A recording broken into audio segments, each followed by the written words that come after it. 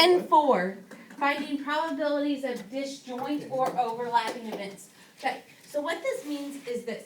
We're going to talk about finding probability where things overlap. And disjoint means where they're not connected at all, okay? So when you have compound events happening, like let's say you want something where it is like a probability of one thing and another. You want girls that are wearing red. It's two different things, yes? Okay? So that is a compound event when I have more than one thing happen, okay? When you consider only the outcomes shared by both A and B, you form the intersection of A and B. This is where these, I can't think of the name of them. Yeah, this is where these diagrams come in, and you've done these before, probably more so in English class. What do you mean? I mean, Maybe like diagram? I've been diagram. Yeah, I'm about to say. Yeah, I was about, okay. Yeah, we're Okay, gonna do, diagram, yes. a lot of Venn diagrams are gonna happen today. Yeah, it's comparing and contrast, in the middle is where they're the same. Yeah, so you've done it in English class before, but we're going to translate it to math. Okay, Venn diagrams to math, okay? So, when you see certain things, look, this right here is called a union of A and B, a union. See how everything is all blue, it's all shaded the same color? This is a union of A and B. The intersection of A and B is where it overlaps, right here, okay? And then here is an intersection of A and B where it's empty, okay? So I can make three different types of Venn diagrams and talk about them. To find the probability of A or B, see how that says or in parentheses? Yeah. Okay, because or and is gonna be used. See down here it says and. Okay, or and are gonna be used. The words tell me different things. To find P, the probability of A or B happening, you must consider what outcomes, if any, are in the intersection of A and B. Two events are overlapping if they have one or more outcomes in common. Okay? Two events are disjoint or mutually exclusive if they have no outcomes in common. So right here, these are disjoint or mutually exclusive. They're probably going to use the word disjoint a lot. Okay? When they don't overlap, it's disjoint. When they do overlap, it's called overlapping. Okay? Probability of compound events. If A and B are any two events, then the probability of A or B is like this. You take the probability of A, you add it to the probability of B, and you subtract the overlap, the A and B. So I would take this probability of everything that happens in A, and I would add it to everything that happens in B, and then I would subtract from it what they share. Does that make sense? Yeah, so what's the difference between so the union of A and B? Uh-huh. So what's the difference between that and intersection? Is because are they technically both shared? Okay, they're showing you that the they're showing you that the intersection is overlapping, which means I'm using it for the probability of A or B, okay? But the union is like the overarching term, like this is called a union when they overlap, okay? Now, another way to do it, the probability of A and B with disjoint events is pretty simple. You just add the probability of A and you add the probability of B. Because they're disjoint, I don't have to subtract anything from them because nothing overlaps. Does that make sense? Okay, so when they're disjoint, I add A and B. When they are compound or overlapping, they have a union. You have to subtract the common, okay?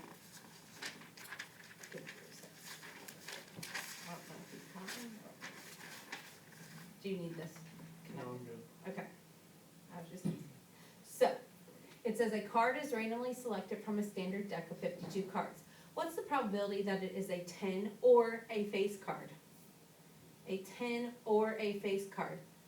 Are these, first of all, decide, is this disjoint or overlapping? Disjoint. So you're going to do what? Add. You're going to add the probability of A and add the probability of B, correct? What's the probability of pulling a 10 out of a deck of cards? 4. 4 out of what? 48. No. 4, 15. 4 out of what? 14. Not 4 out of 14. Out of what? 52. 4 out of 52. Wow. And then you're going to add it to what? What's the probability of pulling a face card? 12. 12 out of 52. So I added to 12 out of 52. Okay, and you get 16 out of 52 then, yes? Mm-hmm. And that means reduced? Hold on. He said, 4 out of 13. 4 out of 13. So you have a 4 out of 13 chance of doing that. And what is 4 out of 13, probability wise? 4 divided by 13 is 30.8. Yeah. Okay. So point, So solution probability, do you want us to 3, 0, do it like percentage form, or do you have to do it in decimal? remember probability is always a number between 0 and 1. So you can leave it as a fraction or you can put it in decimal form. Oh. Either is fine with me. So you don't want to use a percent? Not percent. Not until they say what's the percent of. When you're finding probability, it's a decimal or a fraction, okay? Okay. Okay, next one. A card is randomly selected from a standard deck of 52 cards. What's the probability that it is a face card or a spade? Okay, so this is disjoint or is this overlapping? It's overlapping. So it's gonna be P, probability of A or B equals what? The probability of A? Plus the probability of B Okay. minus the probability of A or B. A and. And, yeah, that. A and B. So what's the probability of A? Let's start there. What's the probability of drawing a face card? 9. No. 12. 12 of 52. Oh, yeah, because they're It's shared. even out. What's the probability of drawing a spade? 13. 13 out of 52. What's the probability of drawing both, like A and B? How many overlap? 3. 3 out of, that's how you set this up. So then 12 plus essentially 10, because I subtract 3, right? So you get 22 out of 52, correct? Mm-hmm. What's that reduced down to? 11 over. Yep. 26. Beautiful. So 11 over 26 is your probability, which is an option up there, it's B, yes. Okay, so that's how I find probability of overlapping. This is disjoint. Out of 200 students in the senior class, 113 are either varsity athletes or on the honor roll. There are 74 seniors who are varsity athletes and 51 seniors who are on the honor roll. What's the probability that a randomly selected senior is both a varsity athlete and on the honor roll? So are you using disjoint or are you using overlapping? What do you think? Overlapping. Overlapping, why do you say that? Because it's the question asks, are you, like, they're both a senior and or on the honor? Good, good. So it's P, probability of A or B, right? Mm-hmm. So that means I'm taking the probability of A, adding it to the probability of B, and subtracting from it probability of A and B. Now, we just have to decide what these probabilities are. What's the first probability we're looking for? If they are a senior, how many seniors? Well, we'll make that B. Let's start with seniors, because seniors listed first, right? 74. What'd you say? 74 seniors? Yeah. Out of how many though? 200. 200, good Drew. 74 out of 200, okay. What else are we looking for? Seniors on the honor roll. Okay, so how many are on the honor roll? 51. Out of? 200. Okay, plus 51 out of 200. Do we know what the probability of both are? Is that what we're looking for? That's what you're looking for. So this is what's unknown. Then we just leave it as So that. we need to come over here and decide, you have to have this side of the equation then. So what's probability of A or B? What do you think the probability of A or B is? What is A? 74. What's B?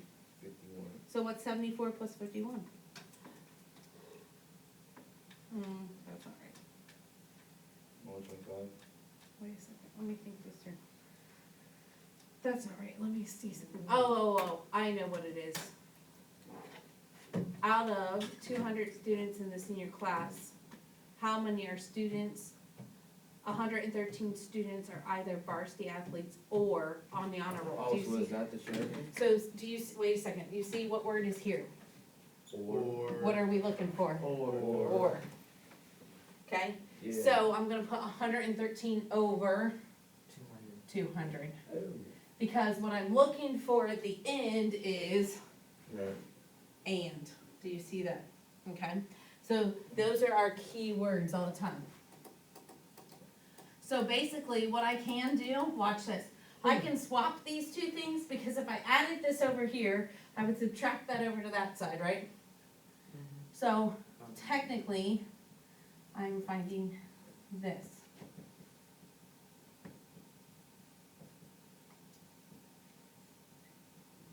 That would make sense.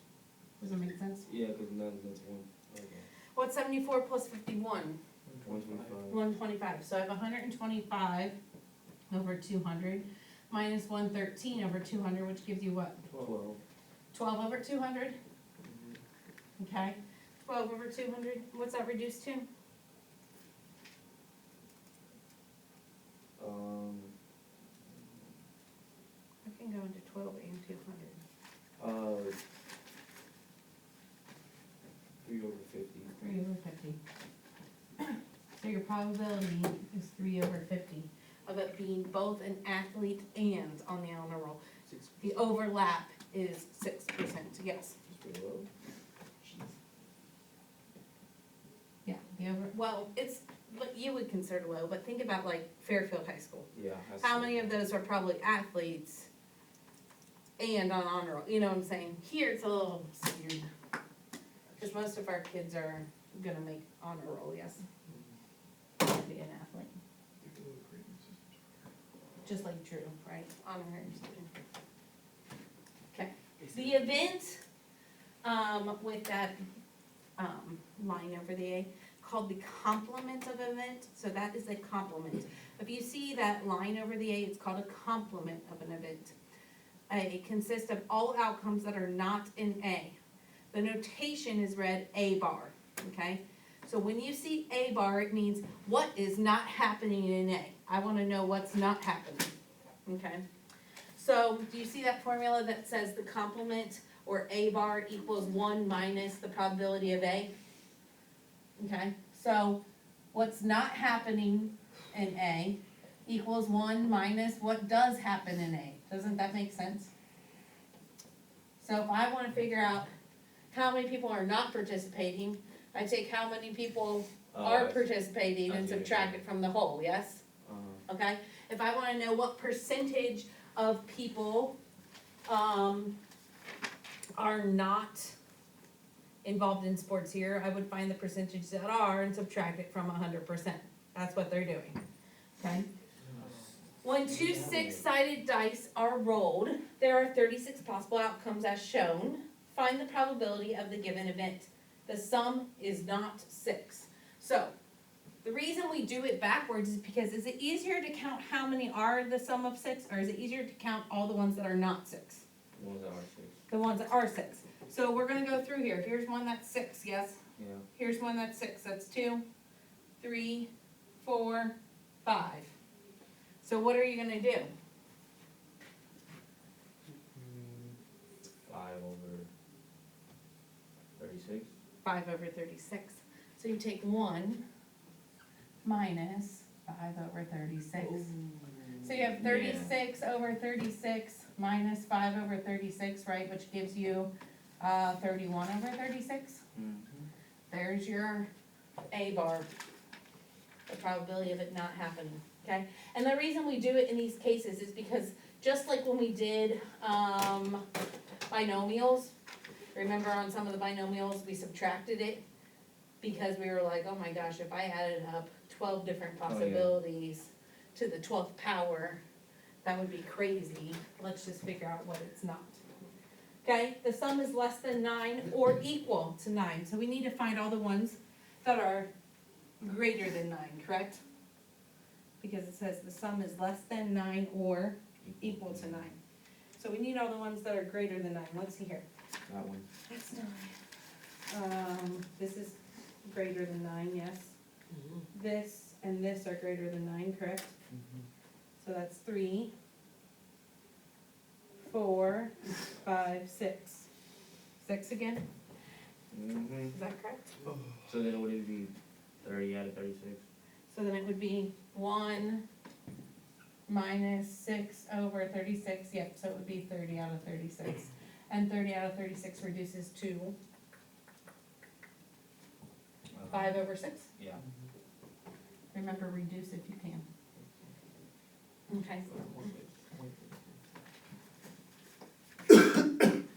Okay, I think this is the last thing. A restaurant gives a free fortune cookie to every guest. The restaurant claims there are 500 different messages hidden inside the fortune cookies.